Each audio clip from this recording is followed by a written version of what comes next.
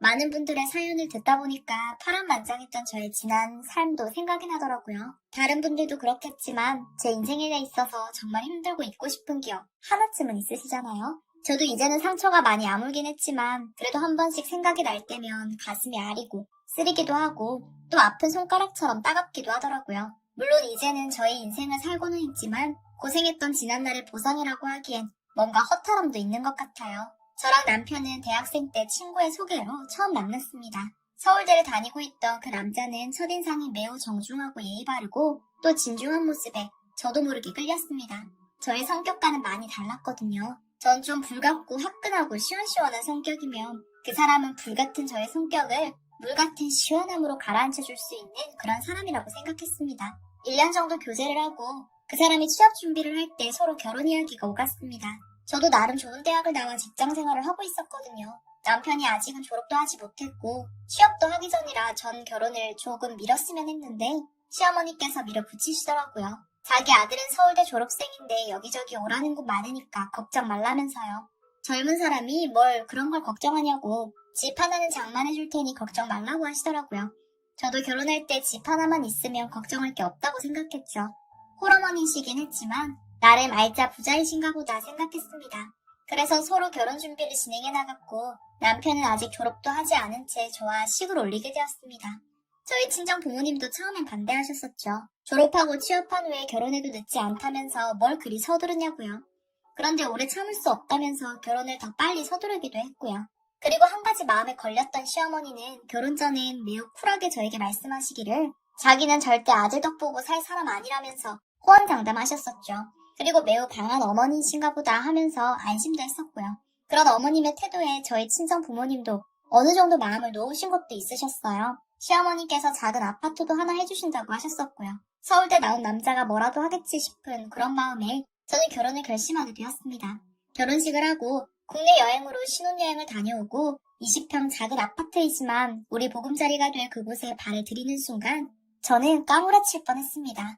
시어머니께서 큰 캐리어를 하나 들고 저희 안방 침대에 떡하니 앉아 계시는 게 아니겠어요? 제가 그때는 시어머니 보고 왜 여기 계시냐고 얼른 어머니 댁으로 돌아가라고 그런 말을 하지 못했는지 지금 속이 터질 듯 답답하네요. 근데 그때는 제가 어리기도 했고 또 시어머니니까 잘 보이고도 싶기도 했고 그래서 그랬는지 한마디도 하지 못했습니다. 저는 세상에 이런 효자가 없다는 걸 결혼하고 신혼여행을 다녀오고 알게 되었죠. 그렇게 뭐 특별한 자초지종도 없이 시어머니는 저희 집에 눌러 앉게 되었습니다. 20평 작은 아파트에서 어머니 방 하나, 저희 방 하나 이렇게 하나씩 나눠 갖고 전 본격적인 시집살이가 시작되었죠.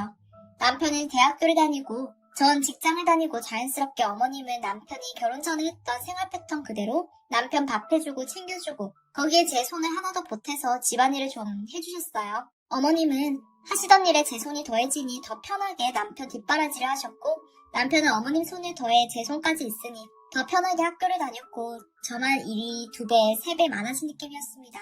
학교 다니는 남편 뒷바라지에 집안일에 시어머니의 수발에 또 제 직장 생활에 하지만 그땐 젊어서 그걸 다 감내하면서 생활을 했던 것 같아요. 남편이 대학을 졸업을 하고 취업을 하려고 하는데 생각보다 쉽지 않더라고요. 남편은 좋은 학벌이 있으니 실시한 데는 안 가려고 하고 또 성격상 직장 상사나 선배들한테 살살거리면서 아부 떠는 성격도 아니고 그러더니 갑자기 학원을 하나 차리고 싶다고 말하더라고요. 자기가 서울대를 졸업했으니 학원 타이틀은 먹고 들어갈 거라고 자신이 서울대 이과 출신이니 수학을 맡아서 하면 잘 될 것 같다고 하더라고요. 그래서 시어머니는 평생 모았던 돈을 보태주시고 또 제가 그동안 모았던 비상금을 털어서 남편은 우리가 사는 아파트 상가에 학원을 떡 하나 차렸습니다. 아니 교습소라고 하는 게 맞을 것 같네요. 그런데 옆에서 보니 남편이 운영하는 모습이 곧 망할 각이더라고요. 학부모 상담도 제대로 못하고 그렇다고 애들한테 살갑게 대하면서 가르치는 것도 아니고 정말 딱 그냥 서울대 나왔다는 타이틀 말고는 아무것도 내세울 것도 없고 더 이상 원생이 들어올 것 같지도 않더라고요. 그래서 제가 짬짬이 남편 일을 도왔습니다. 월차, 연차 다 내고 한 2주일간은 남편 학원에서 학부모 상담도 하고 아이들 상대도 하고 했더니 2주 만에 금세 원생이 쭉 늘어나더라고요. 그랬더니 남편은 저보고 일 그만두고 같이 학원을 하자고 하는 게 아니겠어요? 저는 싫다고 했죠. 그랬더니 자기는 원장, 저는 부원장이라고 하고 제가 영어를 전공했으니 영어 가르치는 파트를 맡아서 하면서 영수 전문학원이 될 수 있다면서 저를 꼬시더라고요. 그래서 일단 틈날 때마다 도와주겠다고 했더니 남편이 처음 하는 사업에 부인이 도와주지 않는다면서 난리를 피길래 어쩔 수 없이 전 하던 일을 그만두고 학원 일을 함께 하게 되었습니다. 제가 제 자랑을 하는 건 아니지만 제가 학원 일을 도우면서 학원이 급성장을 했거든요. 제가 거의 모든 일을 도맡아서 했습니다.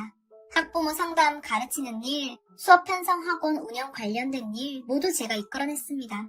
남편은 그저 원장님이라는 타이틀 하나로 수업만 좀 하고 돈 관리만 좀 하면서 그렇게 생활했습니다. 저는 집에 시어머니랑 같이 있는 시간을 줄이려고 학원에서 시간을 더 보냈고요. 그럴수록 학원은 커져갔고 어느새 선생님을 6명까지 두는 동네에서 나름 큰 학원으로 성장시켰습니다. 초등은 전과목, 중등은 영수 전문으로 학원을 키웠고 남편과 저는 나름 돈도 꽤나 많이 벌었습니다. 그랬더니 남편이 차를 자꾸 바꾸고 싶어 하더라고요.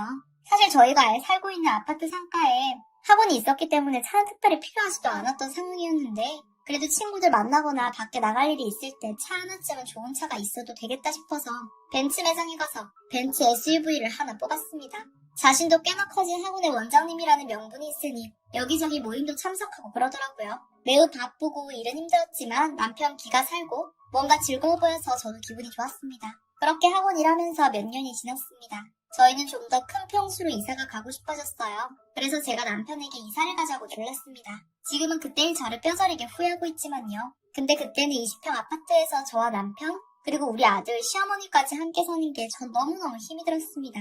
그래서 조금 무리해서라도 큰 평수로 이사 가고 싶어졌어요. 그래서 건너 동네에 조금 부자들이 사는 그런 아파트 전세로 이사를 하게 되었습니다. 70평으로 이사를 갔어요. 왜 그렇게 큰 집으로 이사 갔냐고 물으신다면 전 집에서라도 시어머니랑 최대한 떨어져 있고 싶었습니다. 시집살이를 막 시키는 건 아니셨지만 강한 어머니 성격에 전 늘 숨이 막혔었거든요. 처음 학원 차릴 때 어머님이 돈을 보태주셨다는 이유 하나만으로 얼마나 유세를 떠시는지 저는 최대한 안 부딪히고 안 마주치고 그렇게 살고 싶었어요. 그렇다고 따로 살자고 어머님 집 하나 따로 구해주려고 하면 효자 남편이 절대 허락하지 않을 테고요. 그렇게 저희는 좋은 아파트 단지로 입성을 하게 되었습니다. 그곳에 사는 사람들은 확실히 또 다른 레벨의 느낌이더라고요. 사업가, 의사, 중소기업 사장도 있고 저희 집이 전세이긴 했지만 그래도 지역에서 꽤 큰 학원을 운영해서 그런지 사람들이 저희를 많이 활용해주더라고요. 그래서 많은 부부 동반 모임도 생기고 여자들끼리 모이는 그런 모임도 생겼습니다. 주거지가 변하니 우리 생활에 많은 변화가 생기더군요. 아이의 친구들도 많이 달라졌고요. 그런데 그때 느꼈습니다. 겉모습은 화려한데 다들 텅 빈 깡통들 같구나 하고요. 부부 문제가 없는 집이 없더라고요. 심지어 별거하고 혼자 사는 여자가 우리 모임에 둘이나 있었어요. 돈이 많으니 남자들이 돈을 여기저기 여자들한테 흘리고 다니는 거죠. 그걸 참고 사는 여자, 못 참고 별거하거나 이혼하는 여자 이렇게 딱 나뉘더라고요. 저희 부부는 매일같이 일을 하기 때문에 서로의 일상을 하나부터 열까지 다 알고 있고 늘 붙어 있어서 동네에서는 인꼬부부로 소문이 나기까지 했습니다. 좋은 동네로 이사 오고 나서 남편도 저도 각각의 모임 때문에 서로 바쁜 일상을 보내기도 했습니다. 학원이 끝나거나 휴일이면 부부 동반으로 모이거나 혹은 여자들끼리, 남자들끼리 모이는 모임이 부쩍 많아졌죠. 24시간을 늘 붙어 지내는 우리 부부였는데 그때부터는 서로 각자 개인 시간이 생기곤 했습니다. 그때부터였던 것 같아요. 어느 날 모임에 나갔는데 옆동 혼자 사는 여자가 안 나오더라고요. 그래서 물어봤더니 요즘 이사 문제로 좀 바쁘다고 왜 갑자기 이사를 가냐고 했더니 어차피 혼자 사는데 집이 너무 크다고 그래서 좀 작은 집으로 가려고 해서 집 알아보고 이것저것 준비할 게 많아서 바쁘다고 하더라고요. 그래서 그냥 저는 그런가 보다 했어요. 그 여자 나이가 좀 젊은 편이었는데 아이도 없이 별거 중이었거든요. 남편은 큰 출판사 대표라고 들었었고 그 여자는 필라테스 강사였어요. 인물도 꽤나 예뻤고 몸도 예뻤죠. 우리 모임에서 막내여서 우리 보고 언니 하면서 잘 따르는 동생이기도 했었습니다. 그 여자가 이사를 하고 우린 또 일상을 보내던 어느 날 모임에서 잘 알고 지내는 한 여자에게 연락을 받았습니다. 그 필라테스 강사 그 여자가 웬 남자를 만나는 걸 봤는데 그 남자가 제 남편 같다고요. 제가 말도 안 된다고 했죠.